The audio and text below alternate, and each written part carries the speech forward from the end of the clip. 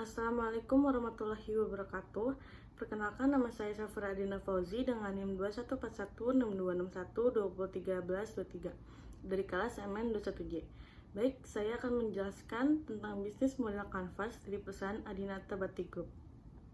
Pertama, saya akan menjelaskan terlebih dahulu tentang latar belakang perusahaan ini. Jadi, Adinata Batik Group merupakan sebuah perusahaan yang berdiri sejak 2 Oktober 2023 yang berada di daerah Karawang. Perusahaan ini memproduksi batik-batik asli Indonesia. Kami memproduksi jenis batik tulis, batik cap, batik lukis, batik jemputan, batik kombinasi, serta batik printing. Secara keseluruhan, perkembangan batik sangat baik dalam mengikuti tren mode masa kini. Motif yang telah digunakan dalam berbagai jenis pakaian dan telah menjadi bagian utama dari desain pakaian. Di era masa kini, batik tidak hanya dianggap sebagai kain tradisional, namun juga sebuah esensial dalam fashion di era ini. Dapat dibuktikan bahwa batik telah menjadi tren mode yang digemari oleh banyak masyarakat. Lalu rumus masalah, membuat usaha baru dengan membandingkan hasil dari observasi dua lokasi bisnis perusahaan dagang di daerah Karawang. Dengan hasil observasi dapat digunakan sebagai perbandingan dalam mengembangkan bisnis batik kami. Rumusan masalah, bagaimana hasil perbandingan BMC terhadap UMKM di Karawang? Tujuan program ialah untuk mengetahui hasil BMC UMKM di daerah Karawang. Baik, selanjutnya saya akan menjelaskan tentang pengertian 9 elemen BMC. Pertama, ada value proposition, ialah nilai yang dijanjikan penjual kepada pembeli atau manfaat yang diterima pembeli ketika membeli produk tersebut. Maksud di sini ialah penjual menjelaskan secara rinci, detail, dan manfaat tentang produk ini kepada pembeli yang akan membeli barang tersebut. Jadi dijelaskan secara rinci manfaatnya apa aja. Jadi jangan sekedar menjual barang tapi nggak tahu gitu manfaatnya apa aja. Jadi penjual tuh harus paham tentang barang yang dia jual juga, agar pembeli juga tidak merasa kecewa atas barang apa yang dia beli. Dan jangan sampai penjual menjual barang dagangannya dengan barang yang KW, itu tidak bagus. Yang kedua adalah key research, ialah aset yang dibutuhkan untuk menawarkan dan menyampaikan value proposition. Jadi maksud di sini adalah penjual itu harus membawa barang dagangan mereka ke tempat jualnya. Jadi barang itu harus berbentuk gitu kan, harus ada bentukannya, jangan hanya sekedar ada di gambar saja, cuman dia harus ada harus ada barangnya gitu, sudah ada bentuknya kayak mana, biar penjual tuh bisa melihat, bisa menyentuh barang tersebut gitu. Yang ketiga adalah key partnership, ialah pihak-pihak yang dapat diajak bekerja sama untuk menyokong atau mengoptimalkan alokasi sumber daya kami. Jadi maksud di sini adalah perusahaan kami ini membuka kolaborasi terhadap pihak-pihak manapun, bisa 2 atau lebih, untuk bekerja sama dan mencapai tujuan kita bersama. Dalam alokasi ini dapat mencakup pertukaran sumber daya finansial untuk meningkatkan efisiensi atau inovasi. Salah satu pihak yang dapat kita undang adalah pemasok atau supplier. Pemasok ini dapat membantu dalam memastikan pasokan yang berkualitas dan diandalkan untuk mendukung alokasi sumber daya efisien. Baik, yang keempat adalah key activities, adalah aktivitas yang dilakukan untuk mempertahankan dan menyampaikan value proposition. Baik, di sini saya akan memberikan beberapa aktivitas yang dapat kalian gunakan terhadap pelanggan agar pelanggan bisa bertahan di toko kalian dengan jangka yang panjang. Pertama adalah melakukan penelitian pasar dan analisis pelanggan untuk memahami kebutuhan, preferensi, dan harapan pelanggan. Lalu yang kedua, menyampaikan value proposition secara jelas dan efektif melalui berbagai saluran komunikasi seperti iklan, pemasaran, dan media sosial.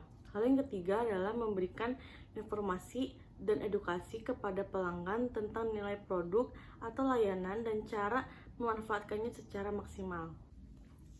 Baik, yang kelima ada customer segments, ialah proses pengorganisasian pelanggan ke dalam kelompok tertentu berdasarkan kesamaan karakteristik. perilaku atau preferensi dengan tujuan memberikan pengalaman lebih relevan. Maksud pernyataan berikut adalah kita mencari analisis data untuk mengidentifikasikan pola atau kelompok yang muncul. Pelanggan dengan kesamaan karakteristik perilaku atau preferensi dikelompokkan bersama untuk membentuk segmen pasar. Lalu dimaksud dari karakteristik itu apa? Jadi karakteristik ini memiliki ciri-ciri. Yang pertama ada demografis, diambil dari usia, jenis kelamin, dan pendapatan. Lalu selanjutnya ada geografis, ia diambil dari lokasi, wilayah tertentu, dan lain-lain. Lalu yang ketiga ada psikografis, diambil dari gaya hidup, nilai-nilai yang mereka punya. Lalu ada yang terakhir, perilaku, diambil dari kebiasaan pembelian atau tingkat penggunaannya. Untuk perilaku tersebut adalah fokus pada pola pembelian, kebiasaan penggunaan produk, tingkat loyalitas, dan respon terhadap promosi. Untuk selanjutnya ada pengalaman lebih relevan, ialah membuat pengalaman yang disesuaikan dengan kebutuhan setiap segmen sehingga pelanggan merasa lebih dihargai. Dan yang keenam adalah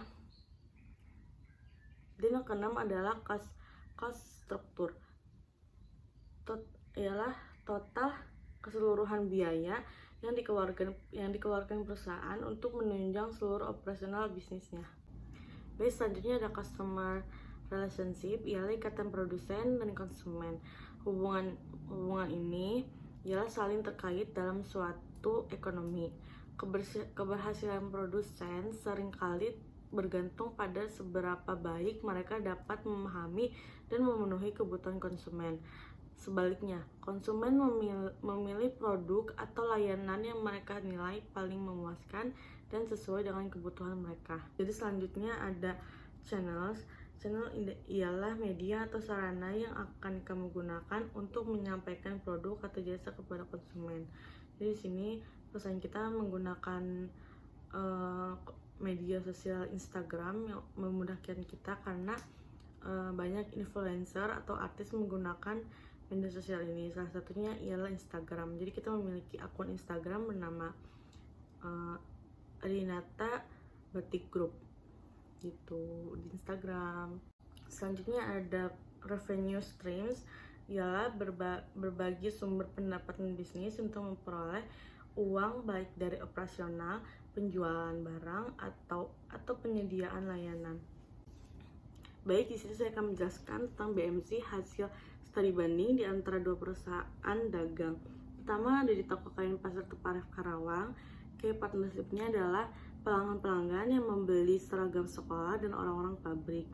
Activities-nya memasarkan dagangan dan menjualkannya. Value proposition-nya adalah menjual kain, menjual baju jadi, dan menjual yang berkualitas bagus. Customer relationship-nya adalah penjual bersikap sopan dan ramah terhadap pelanggan.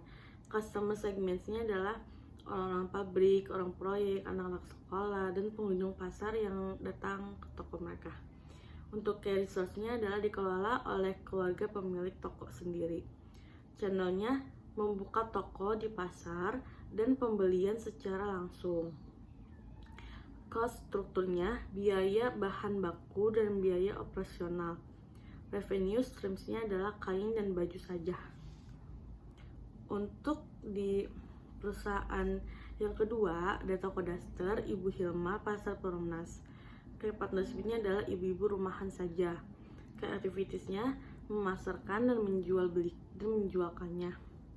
Value proposition-nya adalah desain, kualitas bahan, dan kenyamanan dari pakaian yang mereka jual. Customer relationship-nya membangun komunikasi yang baik dan pelayanan yang baik melalui aplikasi WhatsApp atau grup WhatsApp yang Ibu Hilma punya.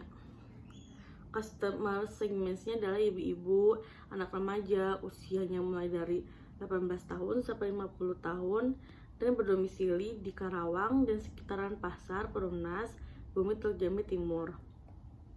Key resource-nya adalah SDM dikelola oleh keluarga sendiri dan dari modal yang mereka punya. Channelnya adalah wirausaha, media sosial atau status WhatsApp, Facebook, kegiatannya sosialisasi atau senam, dan yang terakhir ada online store. Untuk cost strukturnya, biaya produk, biaya operasional, biaya packaging. Revenue streams-nya ada dasar batik, ada dasar saja, ada gamis. Untuk bisnis model kanvas di toko kain Adihinata Batik Group, dari key partnership-nya ada komunitas pecinta batik, ada komunitas pengusaha wanita berkebaya, ada supplier kain dan konveksi. Key activities-nya membuat produk batik, menjahit, proses konveksi, pemasaran dan penjualan, dan membuka seminar kelas batik. Untuk value proposition-nya, kain yang dijual mempunyai kualitas baik, kenyamanan dalam penggunaan, dan desainnya juga bagus. Customer relationship ialah hubungan konsumen itu ada beberapa, ada promosi, bersikap ramah dan bersikap sopan, dan menerima kritik dan saran.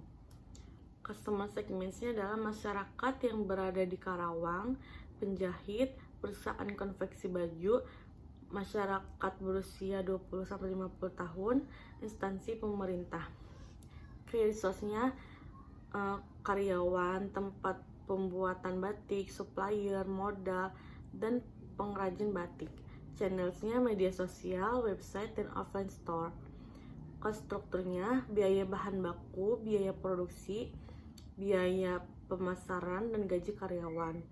Revenue streams-nya layanan pesan antar, direct selling, dan penjualan kain batik. Baik, segitu saja penjelasan dari saya.